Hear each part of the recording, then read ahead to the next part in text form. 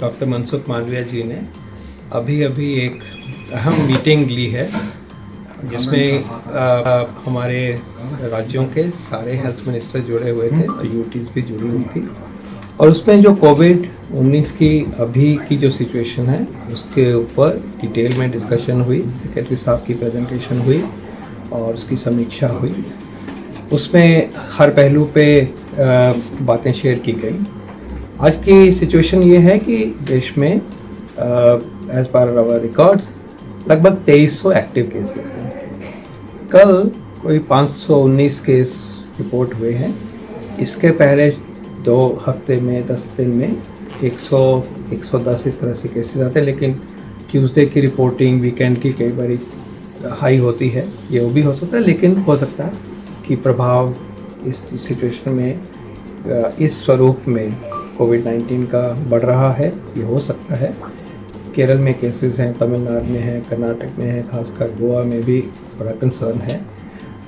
तो एक नए थोड़ी सी आउटब्रेक ज़रूर सामने आई है और ये भी देखने में आया है कि इस बार ये जो आउटब्रेक है वो हो सकता है कि एक सब टाइप है जो BA 2.86 का वेरिएंट आगे जो स्वरूप दिया उसने सब टाइप है JN.1, उसकी वजह से ये अपसर्ज हुई है। बाहर के देशों में भी ये वेरिएंट आना शुरू हुआ है, जैसे US में 15 से 25% में कहा जा रहा है कि अब आ गया है। कोई घबराने वाली बात नहीं है पहले तो, क्योंकि इस वेरिएंट की जितने भी अभी तक समझ है फैलने की क्षमता रख रहा है, लेकिन माइल्ड डिजीज़ करता है, खांसी जुकाम ही करता है। सीरियस डिजीज़ का इसका स्वरूप अभी तक जितना हम जानते हैं बिल्कुल नहीं है। हम अगर टोटल पिक्चर देखें तो सारे ही केसेस में से 91% मतलब 91-92% लोग घरों में ही हैं, अपनी नॉर्मल प्रक्रिया कर रहे हैं, खांसी जुकाम को वहन कर रहे हैं और वजह से भी आता रहता है। सर्दियों का सीज़न है और जो भी डेथ्स हुई हैं पिछले 2 हफ्तों में टोटल 16 डेथ हुई हैं टोटल। वो लगभग उन्हीं व्यक्तियों में हुई हैं as per hour records and information जिनमें की सीरियस कोमोर्बिडिटीज़ है, कोई हार्ट की डिजीज़ है, डायबिटीज़ है, हाइपरटेंशन है, कैंसर है। ऐसे ही लोगों में जैसे कि कोई भी इन्फेक्शन फ्लू हो या कोविड हो ज़्यादा असर करता है, वैसा ही दिखाई दे रहा है।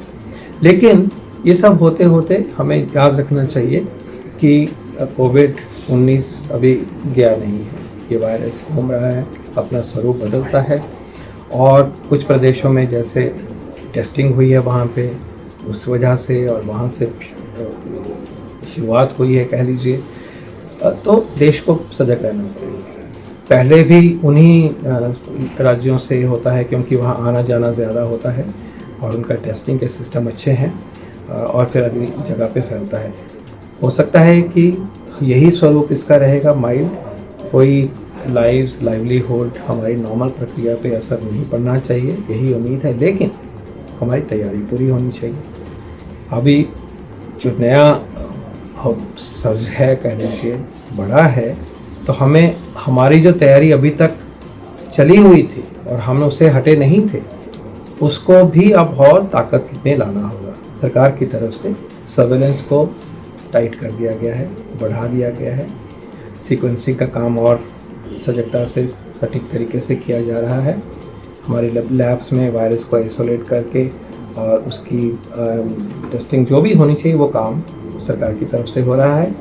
माननीय मंत्री जी ने आज राज्यों के मंत्री समूह को रिक्वेस्ट करी है कि सबसे पहले नंबर 1 आप सतर्क रहिए और टेस्टिंग करिए, टेस्टिंग का डेटा प्रोवाइड करिए।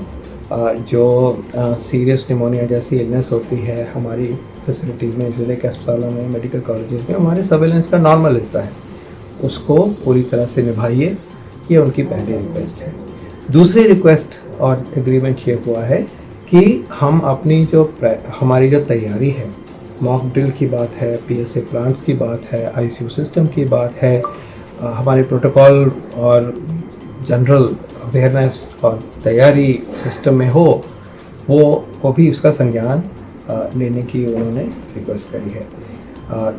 क्लियरली कोई पैनिक की बिल्कुल वजह नहीं है। कोई भयभीत होने की वजह नहीं है। हम सब में वैक्सीन लग चुका है, हम अंदर से सशक्त हैं और इस वेरिएंट के आने के ऊपर ऐसी कोई अनहोनी हो ऐसा बिल्कुल नहीं सोचते।